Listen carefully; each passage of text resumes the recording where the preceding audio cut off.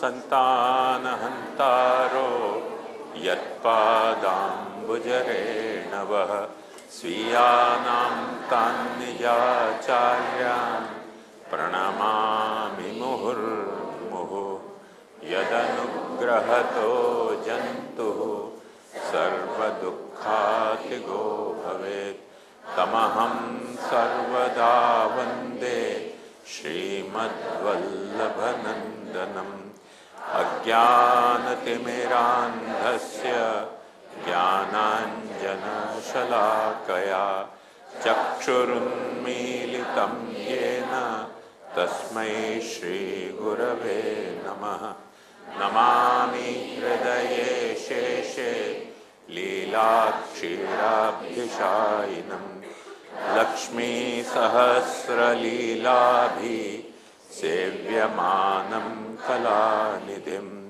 चतुर्भिश्च चतुर्भिश्च चतुर्भिश्च स्त्रिभिस्तथा षड्भिर्विराजते योऽसौ पञ्चधा हृदये मम। कृष्णे सर्वात्मके नित्यं सर्वथा दीनभावना अहंकारन्न कुर्वीत मानापेक्षां विवर्जयेत्। सर्वथा तद्गुणालापं नामोच्चारणमेव वया सभायामपि कुर्वीत निर्भयो निस्पृहस्ततः। एवारे अमेवारे वलित में जपाई कहो तेवारे। एवारे अमेवारे वलित में जे काई कहो तेवारे। निष्ठाति वल्लभनी वाणी अनुसरता निष्ठाति वल्लभनी वाणी अनुसरता ने बहिर्मुख कहो छो तो ते वारे अमे वारे वलित में जे काई कहो ते वारे।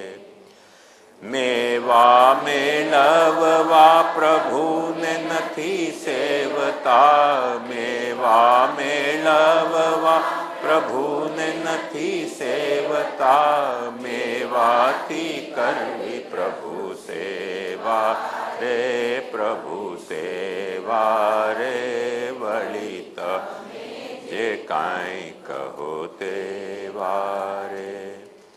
वाड़ियो माँ भक्ति ना भवाड़ा गोठवीने वाड़ियो माँ भक्ति ना भवाड़ा गोठवीने कृष्ण विक्रय ना धन नथी लेवारे नथी लेवारे वलित में जे काई कहो ते वारे। लक्ष्मी नाथ नाम भीख मागी लक्ष्मी नाथ नाम भीख मागी नथी करवा मनोरथो एवा रे अमने वारे वलित में जे काई कहो ते वारे। देवनु छे द्रव्य ते प्रसाद नथी लेता देवनु छे द्रव्य ते साध नथी लेता जेवो लेता होय ते वैष्णवो के वारे तेवो के रे वलित में जे काई कहो ते वारे।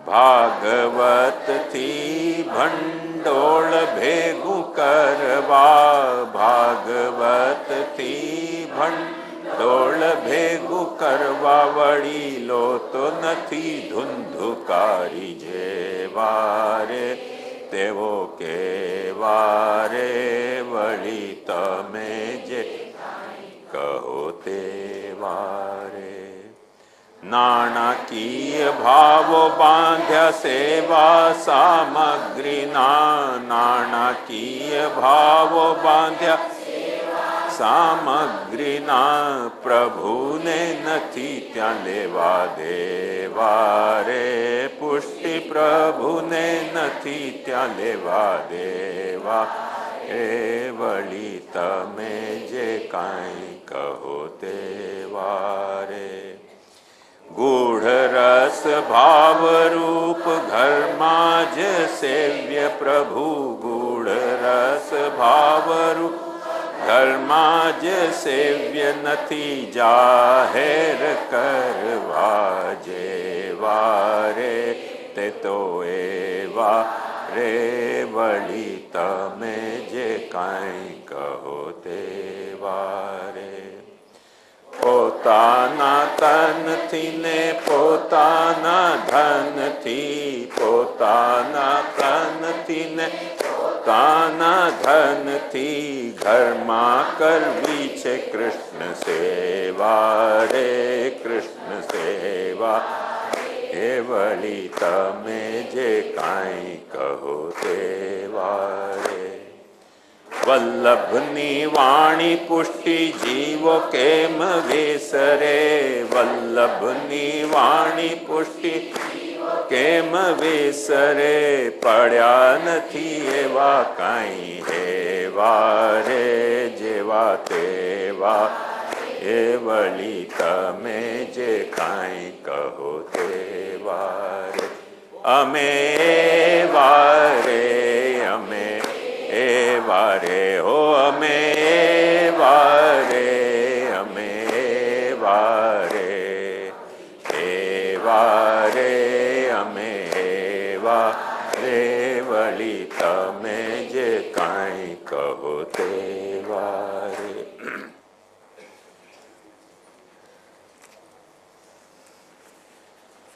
क्षमा करें आज बहुत विलंब हो गया ट्रैफिक इतनी ज़्यादा थी कि कैसे गाड़ी चली भगवान ही जाने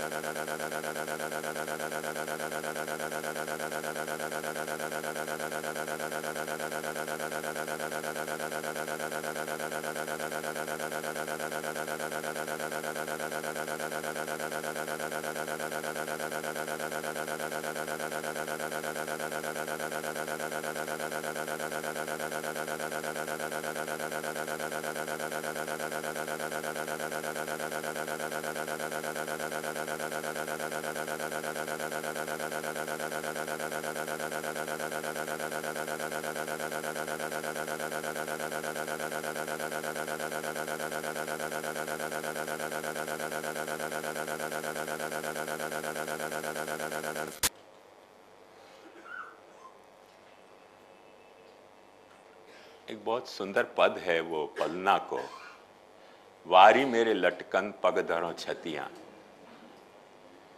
तो वह में एक बहुत मजेदार खेल आवे जो माँ बच्चा के साथ खेले है। और वो खेल कैसो है, जिनको पद याद होगा, यह मेरी, यह तेरी, यह बाबा नंदजू की, यह बलभद्र भैया की, यह जो झुलावे ताकि तेरो पलना, वारी मेरे लटकन पग धरो छतियां। ये माँ बच्चा के साथ कैसे खेले है और खेले है। वहाँ में देखो एक बात बड़ी मजेदार है कि बच्चा को जा वक्त ये बात समझाई जाए कि भाई देख, ये अंगली तेरी है, ये मेरी है, ये मेरी, ये तेरी, ये बाबा नंदजू की, ये बलभद्र भैया की, यह जो ताकि जो झुलावे तेरो पलना। अब वो बच्चा कौन सी अंगली पकड़े है, जो अंगली पकड़े है वह अंगली पे बच्चा को कुछ न कुछ पॉइंट ऑफ अट्रैक्शन है क्योंकि अपन ने वहाँ के सामने पांचों अंगली धरी, तो जो अंगली को वो बच्चा पकड़े वासु वो बच्चा को इंटरेस्ट कहाँ है, वो चाइल्ड साइकोलॉजी के हिसाब से टेस्ट हो सके।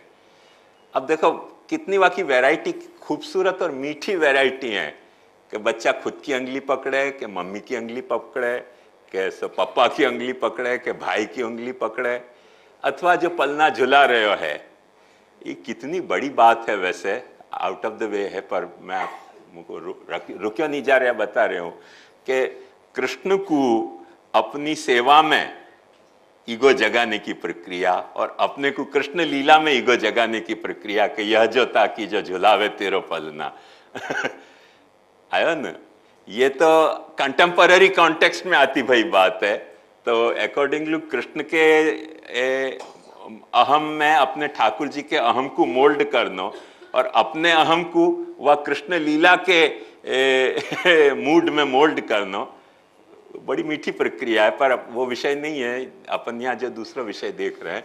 तो ये एक बात आप ध्यान से समझो कि जो उंगली बच्चा पकड़े वह में बच्चा को इंटरेस्ट कौन गवर्न कर रहे हो है ये पता चले, और वह तरह से वह बच्चा को ईगो जो है वो कंफर्म होवे। यदि खुद की उंगली पकड़ रहे हो है, कि वो माँ की उंगली पकड़ रहे हो है, कि पिता की उंगली पकड़ रहे हो है, कि भाई की उंगली पकड़ रहे हो, मोर और लेस ये बात, एक बात ध्यान समझो कि अहम के जो पनपने की प्रक्रिया है अपने, वो अहम के पनपने की प्रक्रिया बचपन से बच्चा या तरह से या कीर्तन में अंगली पकड़ने के ढंग से कही गई है, पर वो रोल मॉडल सिलेक्ट करने की प्रक्रिया है कि बच्चा अपना कौन सा रोल मॉडल सिलेक्ट करे। अब मेरे दिमाग में थोड़ा शैतान भरे हुए है, तो मुझको एक और बात या में स्फुरित हो रही है वो भी मैं शेयर करना चाह रहा हूं आपसे।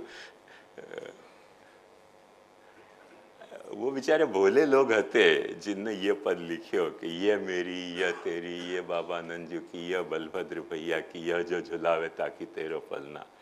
आज की तारीख में पुष्टि मार्ग में ये मेरी ठंगा दिखाने की ठाकुर जी को ये मेरी, ये तेरी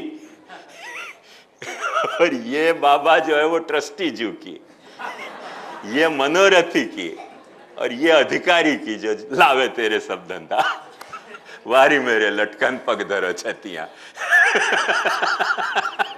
आजकल कुछ यहाँ तरीके को रिवर्सल ऑफ ऑर्डर हो गया है।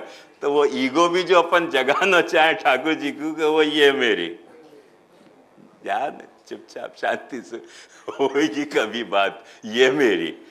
पहले ये अपनी कनिष्ठ अंगुली होती हो वो ये मेरी हो गई है। तो ये उपद्रव है, ये अहम की जो है वो विकृत प्रक्रिया के कारण ये सबको भयो है उधम। पर बच्चा अपना रोल मॉडल चुने हैं फैमिली के एटमॉस्फेयर में, और वह फैमिली के एटमॉस्फेयर में रोल मॉडल चुने हैं और वह हिसाब से वो अपने ईगो को संवारे है। ईगो को संवारा जाए है बाकायदा बच्चा के अपन जब ये माँ जब या तरीके के खेल बच्चान सु खेलती थी तब भी बच्चाएं वाह हिसाब से अपनो ईगो संवारते थे। यही लिए अपने यहाँ देखो एक बात कही जाती थी कि यथा राजा तथा प्रजा, जैसे बाप ऐसे बेटा, जैसो जो गुरु ऐसे शिष्य, वगैरह वगैरह जो सब बातें कही जाती थी वो यही के कारण, क्योंकि ये कुछ जो हैं वो पुराने रोल मॉडल हते जिनको लोग जिनको रोल मॉडल बना के अपने ईगो को लोग संवारते थे। इंसिडेंटली आज की जो अपनी परिस्थिति है वहाँ में ये सारी विकेटें डाउन हो गई हैं। आजकल अपनी हीरो हीरोइन रोल मॉडल हैं, क्रिकेट वाले रोल मॉडल हैं, वो जो पॉप सिंगर हैं वो अपने रोल मॉडल हैं। ऐसे ऐसे रोल मॉडल अपने बगल बदल गए तो वाह हिसाब से अपन ईगो भी वाह हिसाब से संवारे हैं और वाह तरह से बच्चा ऑटो सजेशन अपने आप को देवे है। आजकल वो आखो एक प्रोसेस बदल गई है ओवर एक्सपोजिशन के कारण। मैंने बच्चा पहले फैमिली में बड़ो होता तो अब फैमिली में बड़ो नहीं होके ग्लोबलाइजेशन के एनवायरनमेंट में बड़ो हुए, के लिए रोल मॉडल बदल गए अब। पर यहाँ में एक समझने की बात है कि रोल मॉडल का बड़ा मेजर रोल है अपने अहंकार को घड़ने में, कि अपन ने अपने रोल मॉडल कौन सो चुनियो, ये बात खास हमें ध्यान देने की है। और अक्सर क्या हुआ है कि जब अपन कोई स्वस्थ रोल मॉडल चुने हैं तो अपनो अहम जो है वो स्वस्थ विकसित हुए है।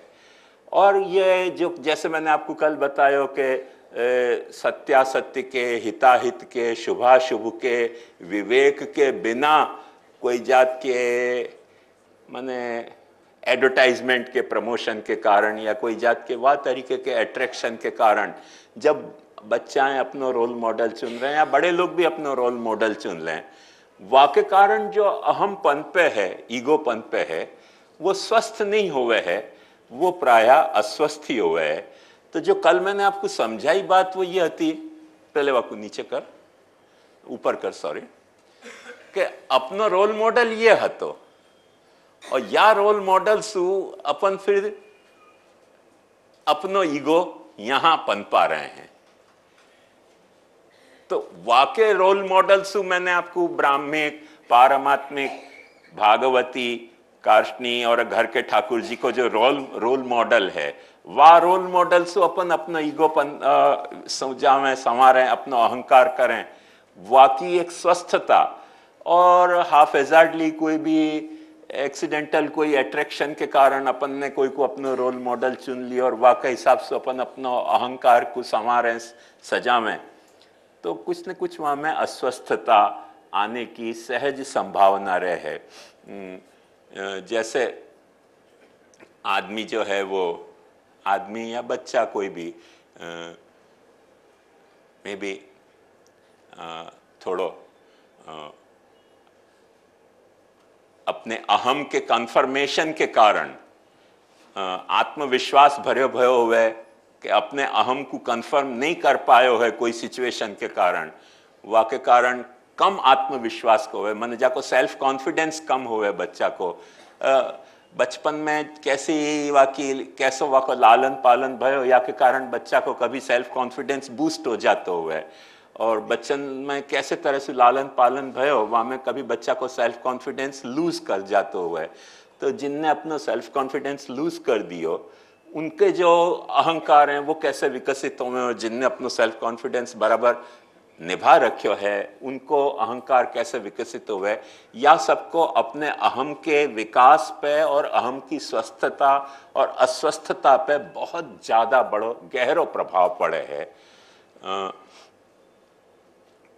जैसे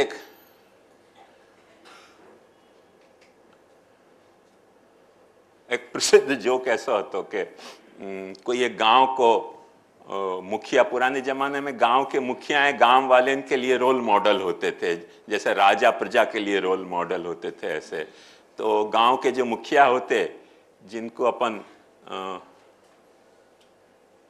गांव के पटेल या गांव के सरपंच के, तो वह तरीके के जो होते थे वो रोल मॉडल होते थे गांव वाले के लिए। एक गांव वाले के ऐसे वो सरपंच को लड़का को कोई कारण से टांग टूट गई, और टांग टूट गई तो वो यंग लड़का तो आपके सामने सचमुच में बड़ी समस्या गहरी पैदा हो गई, और समस्या गहरी पैदा हो गई तो वहाँ ने फिर वो बगल में डाले ना बैसाखी क्या कवा को घोड़ी, तो वो घोड़ी पे वाने चलने को अभ्यास शुरू किया अल्टीमेटली, क्योंकि यंग बॉय है तो, और वाने चलने को अभ्यास किया सो बड़ा अच्छा वाने वहाँ पे काबू भी पायो, और काबू पायो इतना ही नहीं बल्कि वाने रेस लगाने को भी वहाँ में करतब दिखाना शुरू किया, कुछ नाचने के भी करतब दिखाने शुरू किए।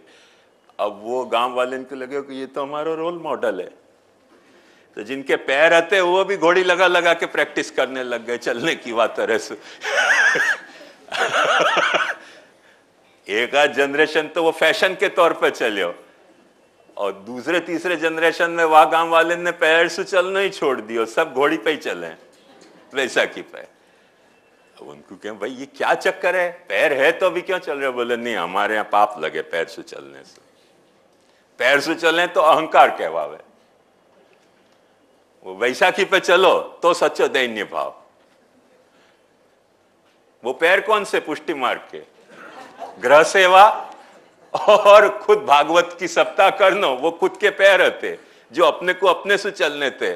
और वो घोड़ी है कौन सी, हवेली के ठाकुर जी और महाराज, और ये भागवत सप्ताह करने वाले कथावाचक कथकड़वाचक, इनकी घोड़ी पे अपन भक्ति पे चलना चाहे, नाचना चाहे, उधम कूद करना चाहे, तो अहंकार जो है बिगड़ गए, अपना अस्वस्थ अहंकार हो गयो, अपना अहंकार स्वस्थ नहीं रह गयो।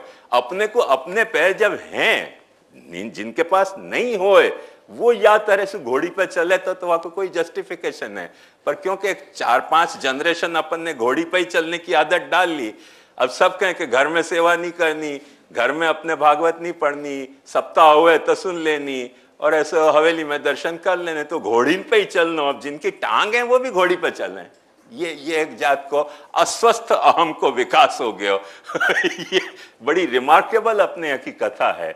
अब ये क्यों भयो, वह को कारण मूल में कि अपन ने रोल मॉडल गलत चुन लियो ना। ये रोल मॉडल नहीं होना चाहिए, तो रोल मॉडल अपने को स्वस्थ चुनना चाहिए। तो कोई की जो है वो कमजोरी, वो अपना रोल मॉडल नहीं होना चाहिए। मैंने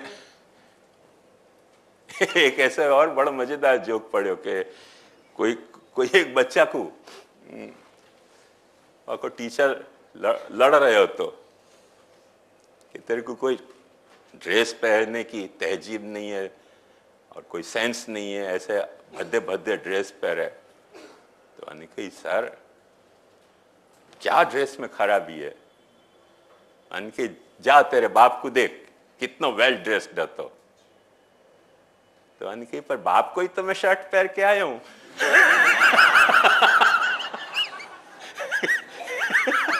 अरे तो भाई बाप को शर्ट पहन के जब बच्चा आएगा, रोल मॉडल तुमने बाप को चुने, या में कोई हरकत नहीं, पर बाप कौन सी अवस्था में वो कौन सा शर्ट पहन रहे हो तो, और तू कौन सी एज में वो शर्ट पहन रहे हो है।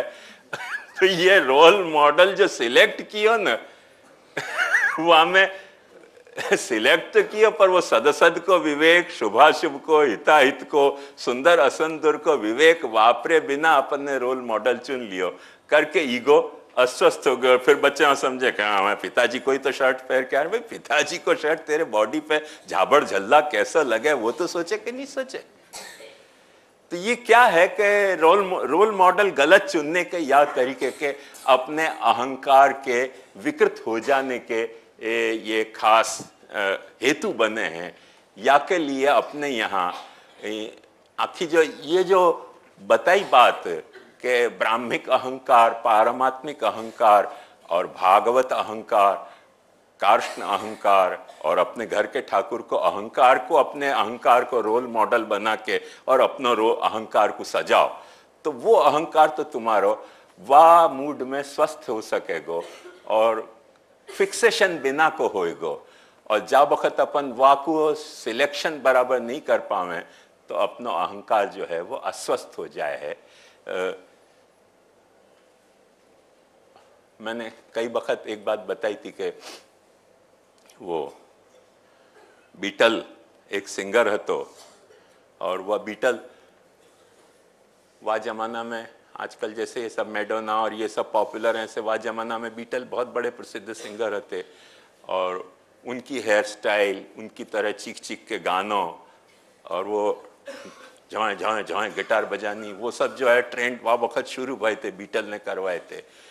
सो वाके कारण बहुत सारे यंगस्टर को वो रोल मॉडल बन गए थे, और कितने एक्सटेंट तक के सब लोग वाह तरह से नाचने लग गए, सब तरह वाह तरह से गिटार बजे कि नहीं बजे, गिटार हाथ में रखने लग गए, बाल वैसे रख लिए, कपड़ा वैसे रख लिए, वह रोल मॉडल के कारण। और वह रोल मॉडल के कारण, अमेरिका की ये जोक नहीं है, ये तो रियल स्टोरी है। और वहाँ में क्या भयो कि एक बच्चा को, बेचारे को सचमुच में ऐसी भ्रमणा हो गई कि मैं वो हूँ। वो आपका नाम क्या, जॉर्ज हैरिसन है तो, या ऐसे कुछ तो नाम है, तो कुछ तो नाम होता वाको, हैं, जॉन लेन, तो हाँ जॉन लेन वो, तो वाको वाने अपने आप को वाह तरह से पूरी तरह से रोल मॉडल बना के और वाह तरह से अपने आप में अहम ब्रह्मास्मि शुरू कियो। अब जो पॉपुलरिटी, जो रिकॉग्निशन, जो सब वाकू मिली, वो याकू गरीब को मिली नहीं, वो रोल मॉडल एडॉप्ट करने के बाद। तो एक दिन फ्रस्ट्रेशन में वाकू सुसाइड का विचार आया, तो खुद को गोली मारने के बजाय वाकू मार दी जाके। खुद को गोली मारनी थी, सुसाइड कर। जब केस चले तब मैंने कबूल किया कि मैंने वाको मर्डर नहीं करना चाहा, मैं तो सुसाइड करना चाहा। पर वो क्योंकि रोल मॉडल गलत चलने से, अहम ब्रह्मास्मि, अहम जॉन लेन अस्मि होने के कारण खुद पे गोली चलने के बजाय वहां पे गरीब पे गोली चला दी। पाई लेना नहीं, देना नहीं, वाको कुछ गुना नहीं। तो या तरीके से गलत जब रोल मॉडल अपन चुन ले हैं, सदसत के विवेक के बिना, शुभाशुभ के हिताहित के विवेक के बिना, तो अक्सर वो कारण मुख्य बने हैं अपने अहंकार के, जो मैंने कल आपको बताया कि इन सब दोषण के में प्रोग्रेस होने को। अपन अहंक्रिया पे जा वक्त जाएंगे तो इन दोषण के और फर्दर कैसे डेवलपमेंट हैं वो अपन देखेंगे कल या परसों। पर मूल में ये बात खास ध्यान में लाने की है, और जो बात अपन कहना चाह रहे हैं या संदर्भ में, वो ये है कि अपने को, अपनो अहम को मॉडल, रोल मॉडल, जरूरी नहीं है कि अपन सीधो ब्राह्मिक लेवल से स्टार्ट करें, पर छोटे से अपने घर के ठाकुर के रोल मॉडल से अपन स्टार्ट करें और धीरे धीरे वहाँ को विकास करें। तो ब्रह्मभूत प्रसन्नात्मा न शोचति न कांक्षति, भगवान भी वहाँ आज्ञा करें कि यो माम पश्यति सर्वत्र सर्वंच मयि पश्यति तस्याहम न प्रणश्यामि सच में न प्रणश्यति। तो वो वाको अहम को मैं कभी खत्म नहीं होने दूंगा, वो अहम कभी अस्वस्थ नहीं होने दूंगा। रादर ये वाको इम्प्लीकेशन में से अर्थ निकलता हुआ अर्थ है। ये बात के लिए अपने को ये सारो देखना खास जरूरी है। तो सो मैंने कल आपको बताया, आज अपन ये सारी बात को महाप्रभु जी के वचन से टैली करके देखेंगे। सो वो खास क्योंकि महाप्रभु जी आज्ञा कर रहे हैं कि अहंकारम न कुर्वीत कृष्णे सर्वात्मके सर्वथा दीन भावना। तो सर्वात्मक कृष्ण में दीन भावना करनी, ये सारा जो उपदेश है वाके पीछे महाप्रभु जी को माने मेटाफिजिकल और साइकोलॉजिकल अप्रोच क्या है वो अपन को देखना है आज खुद महाप्रभु जी के शब्दन में। सो अपन सुबोधनी पे आपको देखेंगे जहां महाप्रभु जी ने यह बात को यहाँ भी किया, एक ठिकाने और किया, मगर ये अच्छा बड़ा स्टैंडर्ड टेक्स्ट है कि जाकू आधार पे अपन ये सारी विवेचना समझ सके हैं। या मैं सबसे पहले ये जो चित्त, कल मैंने वो सब बता दिया तो यही लिए या के लिए फिर वो रिपीट नहीं करूंगा, पर ये चित्त को बहुत महत्वपूर्ण महाप्रभु जी स्वरूप बतावे हैं। अच्छा, एक और बात मैं बताऊं आपको कि कल मैंने आपसे एक बात कही थी कि चित्त में प्रकृति में पुरुष को प्रतिबिंब पड़े है, और फिर चित्त में भी ये जो एरो है और ये जो एरो है वो प्रतिबिंब की मैंने बात समझाई थी। ये प्रतिबिंब की बात खोटी मैंने नहीं समझाई, पर वो प्रतिबिंब को राइट पर्सपेक्टिव में नहीं समझोगे तो कभी कभी गड़बड़ हो सके है, क्योंकि प्रतिबिंब के साथ एक अर्थ ऐसा भी निकले कि वो मिथ्या है, सच नहीं है। और कांच में जैसे अपनो प्रतिबिंब पड़े तो वो दिख तो रहा है बिल्कुल सच जैसा, पर वो वहां अपनी प्रेजेंस तो नहीं है ना। तो जब वहां अपनी प्रेजेंस नहीं है और फिर भी प्रेजेंस दिख रही है तो वो एज गुड एज इल्यूजन है। तो ऐसा भी एक प्रतिबिंब को अर्थ निकले है, वो अर्थ को जरा अवॉइड करने को है। और वाकई लिए प्रतिबिंब ये जनरल वाकई लिए उदाहरण दियो गयो सो मेरे मुंह से भी निकल गयो, पर मैं वाकू सुधारना चाहूंगा कि वो चालू खाता में प्रवाही खाता में निकल गयो बात तरह से वाकू अपने पुष्टि मार्गी स्पेसिफिक सेंस में अपने को करेक्ट करना हो, रेक्टिफाई करना हो, तो थोड़ा सा अपने को एक बात खास ध्यान में लेनी पड़ेगी कि जैसे एक प्रतिबिंब को ये है स्वरूप, ऐसे ही जैसे अपन एक उदाहरण की बात कहूं, एक प्रतिबिंब जैसे कैमरा में पड़ रहे हो है तो वो मिथ्या नहीं है, क्योंकि वहां सचमुच में फिर अपनी रूप और आकृति प्रकट हो जाए है, तो वो मिथ्या नहीं है। दर्पण में क्योंकि दर्पण वाकू कैरी नहीं करे है, और दर्पण सचमुच में केवल दिखावे है पर वाकू पैदा नहीं करे खुद में, या लिए दर्पण में वो इल्यूजन बने हैं। और कैमरा में वो चाहे डिजिटल हो कि चाहे क्या कहें वाकू, नहीं वो पीछे हुए ना फोटो के रोल, तो वह रोल में जो आवे है वो तो सचमुच में आवे ही है ना अपनो रूपाकृति, तो वह अर्थ में वो इल्यूजन नहीं है। पर वासु एक सक्षम उदाहरण वाको अपन या तरह से समझ सकें, जो पुरुषोत्तम जी ने यही इश्यू को डिस्कस करते हुए प्रस्थान रत्नाकर में दियो है, और वो बहुत कल मुझको नहीं याद आया और गलती से प्रतिबिंब निकल गया, तो मैं अपने आप को सुधारना चाहूंगा, क्योंकि पुरुषोत्तम जी ने इतनी अच्छी बात समझाई है, फिर व्यर्थ में अपने प्रतिबिंब में कह के और खुलासा करना कि यह अर्थ में प्रतिबिंब नहीं और वह अर्थ में प्रतिबिंब के बजाय इतना अच्छा पुरुषोत्तम जी को दियो, भाई उदाहरण क्यों नहीं अपन समझें। तो पुरुषोत्तम जी ने बहुत अच्छा आपको उदाहरण दियो है, अयोगोलक न्याय न।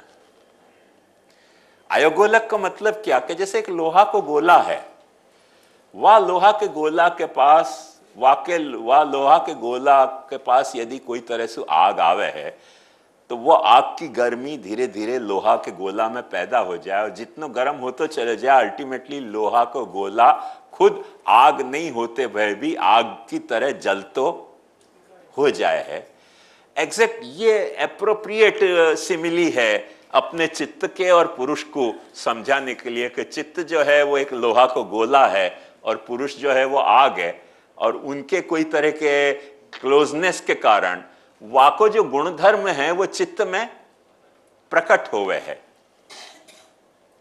आज की तारीख में अपन यह बात को अच्छी तरह समझ सकें, जैसे इलेक्ट्रिसिटी को गुणधर्म जो है वो जितने भी गैजेट हुए हैं इलेक्ट्रॉनिकल गैजेट उनमें प्रकट हुए है, वाके बिना वो इनएक्टिव हुए हैं, पर वो के कारण उनमें एक्टिविटी एक्शन आ जाए है, मोशन आ जाए, फंक्शन आ जाए है, नहीं तो नॉन फंक्शनिंग हुए हैं। एग्जैक्ट वही पुरानो वाक्य लिए पुरुषोत्तम जी ने प्रस्थान रत्नाकर में अयोगोलक को उदाहरण दिया है, तो बहुत एप्रोप्रिएट है। कल ही मुख दे देना चाहिए तो दिमाग में से निकल गया। तो अब या को अच्छी तरह से समझो कि ये प्रतिबिंब वो मिथ्या इल्यूजन के सेंस में प्रतिबिंब नहीं, पर जैसे आग के सामने आग को गोला फिर आग के गुणधर्म को लेके आग जैसा हो जाए, वह तरह सुचित्त जो है वो चैतन्य के जैसो हो जाए है।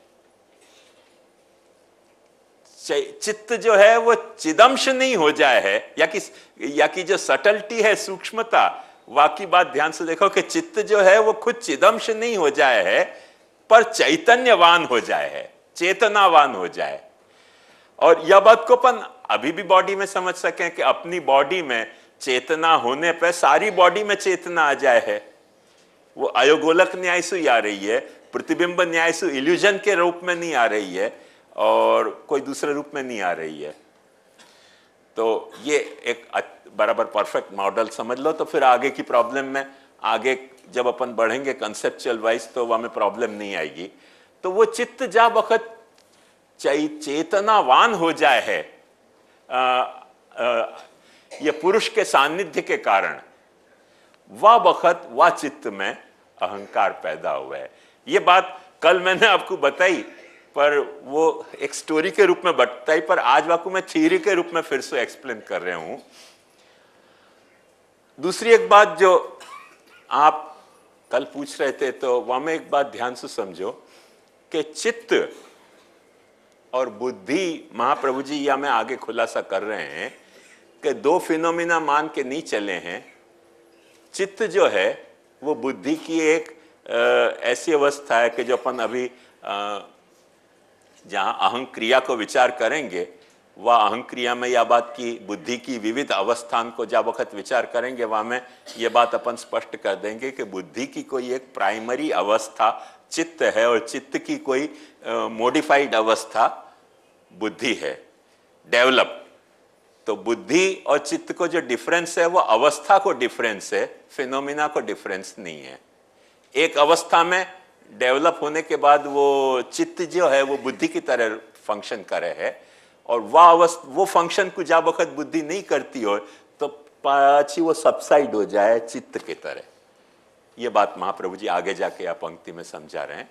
तो जो कल आपको तकलीफ हो रही थी कि बुद्धि हमें क्यों ड्रॉप हो रही है, एक्चुअली ड्रॉप नहीं हो रही है, चित्त के कारण वो इंक्लूड हो गई है।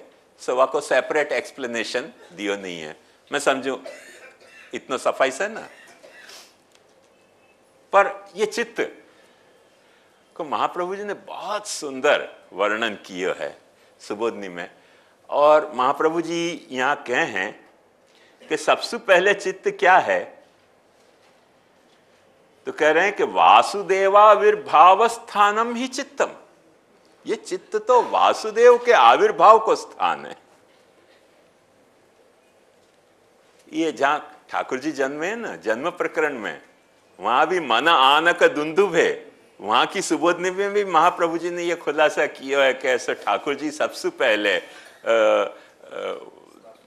माने देवकी जी के गर्भ में नहीं आए, पर वसुदेव जी के चित्त में पधारे, और चित्त में पधारे वासु फिर यहाँ देवकी जी के गर्भ में आए हैं। तो क्योंकि प्रथम आविर्भाव को स्थान जो है वो चित्त है। तो अब सवाल ये भयो कि वसुदेव क्या। अब ये देखो, आपके सामने ग्राफ है तो आपको सारी बात समझ में आएगी। थोड़ा ऊपर जा, हाँ देखो ये अक्षर ब्रह्म अपन नहीं देखे ना, जो साइटोप्लाज्म अक्षर ब्रह्म को, वह अक्षर ब्रह्म में जो चेतना है वो चेतना में सु पुरुष प्रकट हुए है, पुरुष समष्टि। जा समष्टि को अपन ने यूनिवर्सल कॉन्शियसनेस कही। अपन जब आएंगे तब ये यूनिवर्सल कॉन्शियसनेस क्या फिनोमिना है, ये जुंग वगैरह बहुत सारे एडलर इन लोगों ने काफी या बारे में डिस्कशन किया, वो भी अपन डिस्कशन करेंगे अल्टीमेटली। पर अपने यहाँ को प्रिंसिपल पहले समझ लो कि वो जो अक्षर ब्रह्म की जो चेतना है वो चेतना में से पुरुष एक प्रकट हुए है, और वो पुरुष प्रकट होके स्प्लिट हुआ है सेल की तरह, सेल्यूलर फैशन में स्प्लिट हुआ है। और वो जो चेतना है वह चेतना को महाप्रभु जी कह रहे हैं ये वसुदेव है। और वसुदेव यहां देखो प्रकट है चित्त में, या में या लिए ये वासुदेव।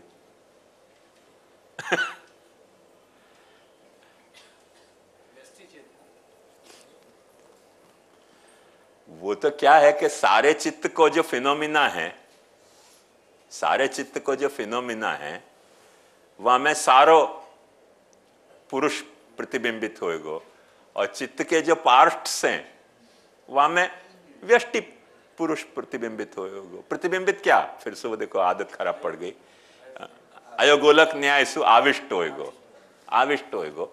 अब देखो वह ऊपर लो, हाँ तो वो देखो पहले वहां गयो आवेश, वाके वह आवेश के कारण वहां में एक्टिविटी आई, एक्टिविटी आने के कारण वहां में सु चित्त पैदा भयो, वो चित्त भी वाको वही तरह को पैदा भयो कि जहां में वो आविष्ट हो सके।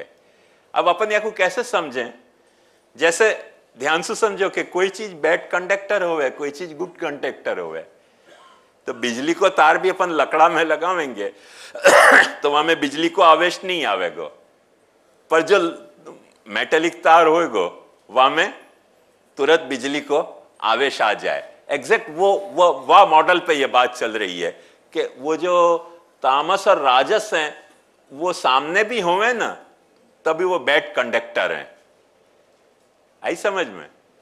जैसे अपन तार पे प्लास्टिक लपेट दें, ये इलेक्ट्रिशियन वाले क्या करें, खुले तार पे प्लास्टिक लपेट दें, फिर वहां करंट नहीं लगे, और जरा भी पानी पड़े हो और पानी तार कुछ हो तो फिर पाछो करंट आवे, क्योंकि वो कंडक्टर है, गुड कंडक्टर है। तो ऐसे ये जो सत्व जो है प्रकृति को गुण, वो गुड कंडक्टर होने के कारण पुरुष की चेतना को वहां में चेतना को आवेश होवे है, और चेतना को आवेश होवे है, वह आवेश के कारण वो जो है वो चित्त प्रकट हुए है, और वह चित्त के साथ फिर पाछो वह चित्त में भी आवेश आवे जा वक्त चेतना को, तो तुरंत अहंकार प्रकट हो जाए। जैसे ऑलमोस्ट बच्चा में जा वक्त जन्मे और गर्भ में भी, देखो एक बात बताऊं आपको कि गर्भ में भी बच्चा जो है वो, अब ये बैठी हुई है यहाँ अंकिता यार, ये बोलने में थोड़ा डर लग रहा है पर एक समझने की बात है कि गर्भ में भी बच्चा के जो सेल की जो अहंता है वो एक अलग अहंता है, वो सब होंगी वह वक्त, पर पूरा जो वह को फिजियोलॉजिकल स्ट्रक्चर है बच्चा को, वो अहंता तुरंत कोई नहीं आ जाए गर्भस्थ होते ही, वो तो गर्भ में भी पाछी अच्छो खासो समय ले है डेवलप होने को। झूठ तो नहीं कर रहे हूं ना, कि झूठ बोल रहे हूं? अच्छो खासो समय ले है, वो तुरंत नहीं आवे। वो सेल वाली जो अहंता है, माइक्रो अहंता एकदम, वो तो हर सेल में होवे है, पर वह सेल को जो सारो एक संघात बन्यो है, ऑर्गेनाइज जो बन्यो है, वो ऑर्गेनिक स्ट्रक्चर बन्यो है, वह स्ट्रक्चर में पाछी अहंता जो एक प्रकट हो रही है, वो अहंता तुरंत प्रकट नहीं होवे। वो अच्छो खासो 9 महीना में कौन से महीना सु आवे मुझको एग्जैक्ट नहीं पता है, मगर 100% मैं श्योर हूं कि वो तुरंत नहीं आवे है, वो अच्छो खासो टाइम ले है, जाके बाद वो बच्चा में वो अहंता गर्भ में आवे है। और गर्भ में आने के बाद भी वाकु सारी स्पष्ट खुलासाएं नहीं हुए अहंता के, क्योंकि गर्भ में कुछ कुछ बच्चा को समझ में आवे, बात साउंड समझ में आते हुए है, कुछ जर्क समझ में आते हुए, कुछ कंफर्ट डिस्कंफर्ट भी समझ में आती हुए माँ के उठने बैठने की, पर क्योंकि लाइट थोड़ी दिखे है चमड़ी सु जाके, पर पूरी लाइट नहीं दिखने के कारण बच्चा की आंखें अभी उतनी तैयार नहीं हुए विषय को देखने के लिए, जैसे जन्म के बच्चा जन्मने के बाद बच्चा देखे। पुराने तो जन्मने के बाद बच्चे भी बहुत दिन तक आंख नहीं खोलते। वाको मूल कारण यह तो कि घर के वातावरण में उतनी सारी लाइट हती नहीं, तो वो पेट में भी उतनी लाइट नहीं जाती थी, और जब जन्मे वह एरिया में भी उतनी लाइट नहीं जाती थी, तो स्टिमुलेशन कम होता। तो अब बच्चा को क्या है कि लाइट को थ्रू आउट इतना ज्यादा बढ़ गयो है कि बच्चा की आंख में स्टिमुलेशन ज्यादा हो है। स्टिमुलेशन ज्यादा होकर बच्चा है गिलिंडर ऐसे हो गए कि जन्मते ही आंख खोल के टुकुर टुकुर देखे हैं नहीं तो पुराने बच्चे हैं इतनी जल्दी आंख नहीं खोलते। अब बच्चा इनको क्या है कि वो पहले से ही स्टिमुलेटेड होने के कारण वो देखते जन्मने के आते ही साथ सारा देखने लगे कि कहाँ आ गए हम, किधर जा रहे थे, कहाँ आ गए हम, किसकी निगाहों से टकरा गए हम तो उनको पहले ही दिखने लग जाए जन्मते ही सबको, दुष्टन को ये कथा एक अलग है क्योंकि चारों ओर को जो एटमॉस्फेयर है वह तरीके को अपन ने खड़ो कर दियो है, तो वो बच्चा की आंख जल्दी खुल जाए। नहीं तो पुराने बच्चन की आंखें नहीं खुलती थी जल्दी, क्योंकि प्रसूतिका को भी अंधेरे घर में रखे जातो तो और उजाला में लाने को एक खास फंक्शन होतो तो कि एक दिन वाकू फिर उजाला में लाते थे बच्चा को, तो फिर बड़ी मुश्किल से बच्चा आंख खोलना शुरू करता था क्योंकि आंख को इतना स्टिमुलेशन करते नहीं थे। पुरानी कुछ ऐसी मान्यता आती कि इतनी ओवर स्टिमुलेट मत करो या एज में, बाकी आंख को मैच्योर होने दो, वाके बाद स्टिमुलेट करो। अब कुछ और ढंग से सोचे हैं सब लोग, पर खैर वो जो भी कुछ है वहां में अपन नहीं पढ़ना चाह रहे हैं। मूल बात यह कि बच्चा जो आंख खोले है, खोलने के बाद वाकू अहम और विषय को प्रभेद धीरे धीरे स्पष्ट होने लगे। वो जो स्पष्ट हो रहे हो अहम को और विषय को प्रभेद, वहां में अहंकार को जो सत्व है वहां में मन पैदा हुए है, अहंकार को जो राजस है वहां में इंद्रिय के फंक्शन पैदा हुए हैं, और अहंकार को जो तामस पोर्शन है वहां में तन्मात्राएं पैदा हुए हैं। मतलब इंस्ट्रूमेंट ऑफ सेंसेशन, सेंसेशन और अटेंशन, ये तीन फंक्शन जो हैं वो अहंकार में फिर पैदा हुए हैं। अब यह बात को देखो महाप्रभु जी कितनी खूबसूरती से समझा रहे हैं, ये तो अपन ने ग्राफिकली देखियो। महाप्रभु जी कह रहे हैं इंद्रिय जो है वो इंस्ट्रूमेंट है ना,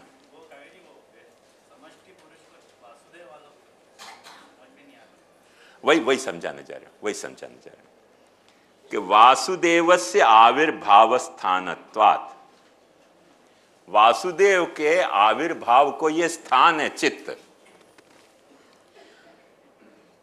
वसुदेवे आविर्भवती इति वासुदेव, तो बोले वसुदेव में आविर्भूत हो तो वाकु वासुदेव कहा जाए। कृष्ण लीला के वसुदेव में जो आविर्भूत भयो वो कृष्ण वासुदेव कहलायो। ऐसे ये चित्त जो है ये वसुदेव है, और ये वसुदेव है, और या में वो पुरुष चेतना जो है वो आविष्ट हुए है, और वो जब आविष्ट हुए तब वो आविष्ट चेतना को नाम वासुदेव है। वसुदेव में आविष्ट होने के कारण, वसुदेव को अपना स्थान बनाती होने के कारण वो पुरुष चेतना यहां जब आ जाए है चित्त में, तब वाकु वासुदेव कहा जाए है। आई बात समझ में? महाप्रभु जी और एक अच्छी बात कह रहे हैं कि आपको वसुदेव क्यों कह रहे हो, चित्त को वसुदेव क्यों कह रहे हो? तो वहां पे खुलासा कह रहे हैं कि वसुदेव चित्त को या लिए कह रहे हैं कि चित्त इतना शुद्ध है, प्रकृति के जो भी कुछ प्रोडक्ट हैं उनमें से कोई शुद्धतम प्रोडक्ट होए, गुड कंडक्टर, आज की टर्मिनोलॉजी में चेतना के लिए जो गुड कंडक्टर होए, ऐसा कोई विशुद्ध तत्व होए, तो वो सत्व है, और वह सत्व में से पैदा होने के कारण चित्त जो है वो भी जो है वो एकदम स्वच्छ है, विशुद्ध है, या के लिए वसुदेव है। तदेव अस्य आधिदैविकम रूपम और वो जो है वो आपको आधिदैविक रूप या को कहवावे चित्त को। अब एक बात और ध्यान से समझ लो या जंक्चर पे, क्योंकि महाप्रभु जी यहाँ जो टॉपिक इंट्रोड्यूस कर रहे हैं वह में उपादेय जो भी कुछ सृष्टि है, उपादान सृष्टि को तो अपन ने सारा वर्णन देख लियो, पर जितनी भी उपादेय सृष्टि है जहां में उपादेय अहंकार भी आ जाएगा और उपादेय बुद्धि भी, मन भी वगैरह वगैरह सारी बातें अपन कंक्लूड कर सकें, सारो नाम रूप कर्म को विस्तार जो भी उपादेय है वो सबको इंक्लूड करके अपन एक बात खास ध्यान से समझेंगे कि उपादेय जो है वह में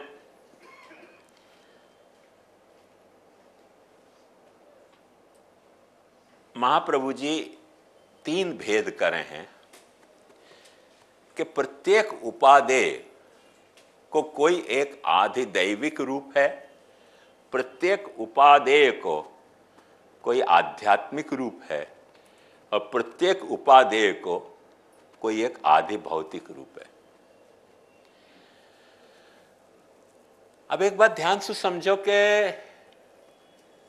ये तीन रूप क्या हैं, तो अपन यूं समझे हैं कि तीन कोई फिनोमिना है। महाप्रभु जी को मत वो नहीं है। महाप्रभु जी को मत यह है कि एक ही वस्तु जो प्रकट भई है वाके तीन तरह के फंक्शन या रोल हैं। तीन तरह से वो फंक्शन करे है। कुछ आधि भौतिक रूप में रोल करे है, कुछ आध्यात्मिक रोल अदा करे है, और कुछ आधि दैविक रोल अदा करे है। अब बेसिक या को डिफरेंस क्या, वो महाप्रभु जी बहुत सुंदर समझावे हैं कि जो भी कुछ भूत, भूत को मतलब जो पैदा भयो होए वाकू भूत कहो जाए। भूत से रिलेटेड जो होए वो भौतिक, माने पैदा होने वाली हर चीज भौतिक। वह भौतिक में जो भी कुछ गुण धर्म होए वो सब आधि भौतिक कहे जाए। आधि शब्द को अर्थ हुए है अंदर, तो आधि भौतिक माने भौतिक के अंदर जो भी कुछ होए वो सब आधि भौतिक। ऐसे ही आत्मा से जो भी कुछ रिलेटेड होए वो आत्मिक, और वह आत्मिक के अंदर जो भी कुछ क्रियाकलाप फंक्शन होए वो सब आध्यात्मिक, अधि आत्मिक। ऐसे ही देव से रिलेटेड है वो दैविक, और वह में जो भी कुछ होए वो आधि दैविक। अब यहां में समझने की देखो एक बात यह है कि यह आधि भौतिक हर जो वस्तु पैदा भई है वह के तीन पहलू हैं, आधि भौतिक, आध्यात्मिक और आधि दैविक। इनको तीन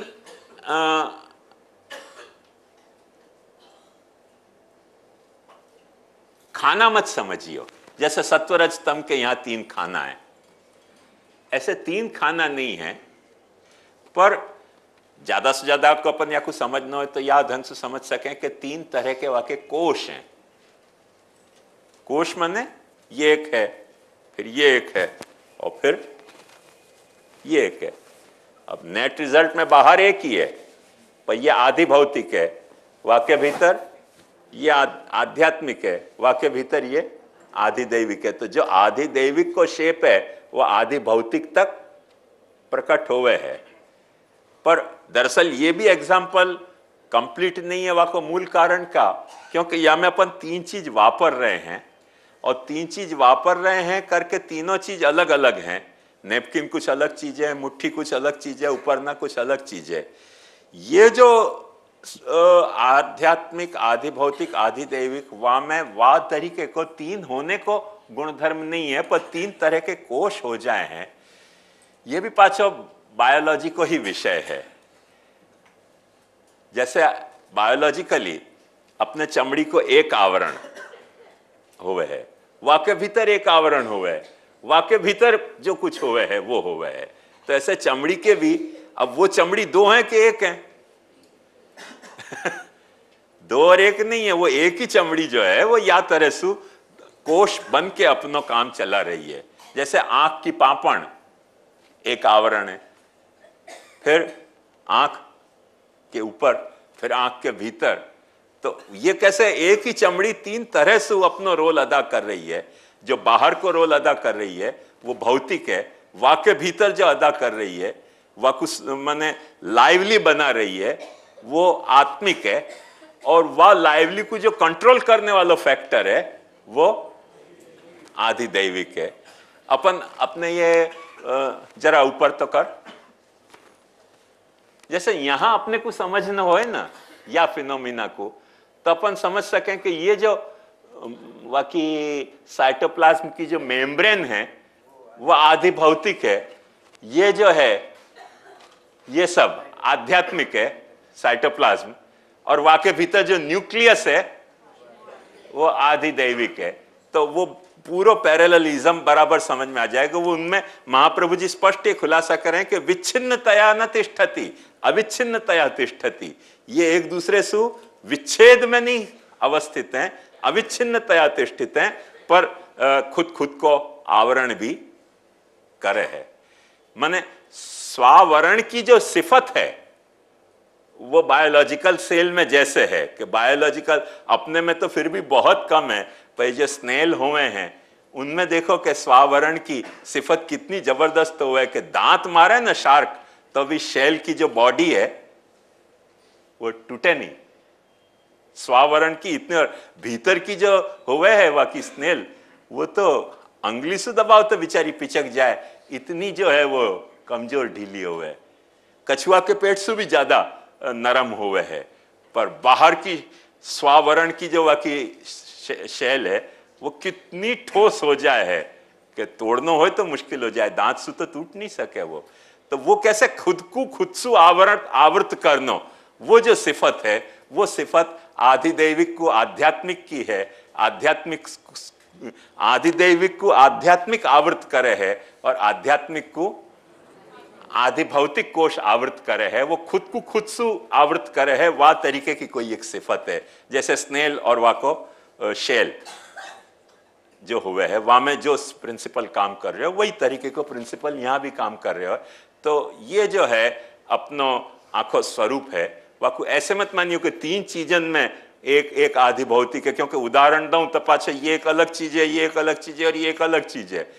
तो वो भी एक तरह के कोश बन रहे हैं, पर कोश बनने में तीन फिनोमिना अलग हो गए। आया ना ख्याल में? ये अपन कैसे समझ सकें, देखो ध्यान से समझो। अपन सब क्योंकि छपनिया के प्राणी हैं तो वो एग्जाम्पल एकदम सरलता से अपन को समझ में आ जाएगा कि एक तो आपके वो क्या हुआ है, आलू को बोंडा हुआ है ना, क्या कहो आपको, बटाटा वड़ा तो वो जो बटाटा वड़ा का जो फिनोमिना है वहां में वो जो ऊपर को जो आवरण है वो बेसन को हुआ है, भीतर क्या हुआ है, बटाटा हुआ है। तो वो दो चीज हो गई, वो जुड़ के पाछे तलने के कारण एक दूसरे से जुड़े हो जाएं, पर तत्वता वो अलग अलग हैं। पर जैसे अपन बाटी सेकें या ब्रेड सेकें तो वहां में क्या हुआ है कि बाहर को जो आवरण है वो कठोर हो जाए और भीतर नरम रहे।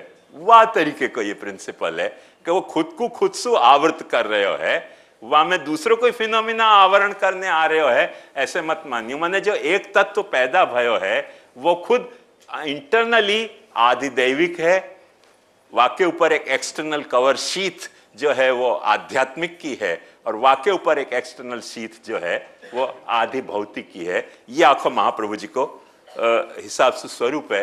वो चित्त में भी है और वो अहंकार में भी है और वो मन में भी है। और महाप्रभु जी तो या बारे में इतने कोई निंदा के अर्थ में नहीं कह रही हूं, पर इतना ऑब्सेशन है महाप्रभु जी को कि कोई चीज लाओ तो वहां में हर चीज में महाप्रभु जी को वो तीन दिखलाई दे वही है।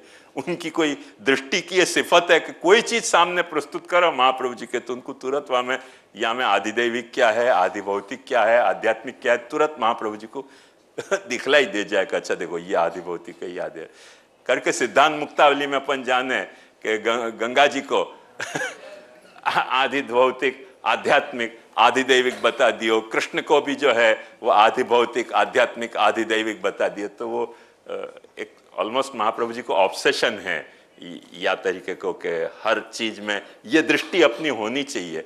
और वो ऑब्सेशन की जरूरत क्या है, वो पाछो भागवत को एक उपदेश है जाके कारण महाप्रभु जी को ये ऑब्सेशन डेवलप भयो है। योध्यात्मिकोयम पुरुष सौसा वैवाधिदैविक यस तत्रो भय विच्छेद सस्मृतो ह्याधि भौतिक। ये जो भागवत को उपदेश है वह उपदेश के कारण महाप्रभु जी को ये ऑब्सेशन डेवलप हुआ कि भागवत जब स्पष्ट ऐसे आज्ञा कर रही है कि योध्यात्मिकोयम, जो आध्यात्मिक पुरुष है वही आधिदैविक पुरुष है, पर उनको डिफरेंशिएशन अपने को आधि भौतिक के कारण समझ में आवे है।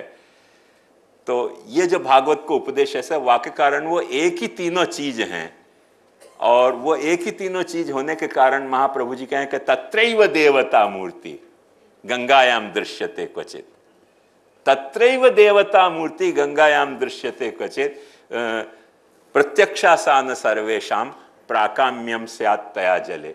तो तत्रैव देवता मूर्ति गंगायाम दृश्यते क्वचित। वो गंगा की मूर्ति कहीं माने जैसे घर में घर को मालिक रहते हो, ऐसे गंगा के पानी में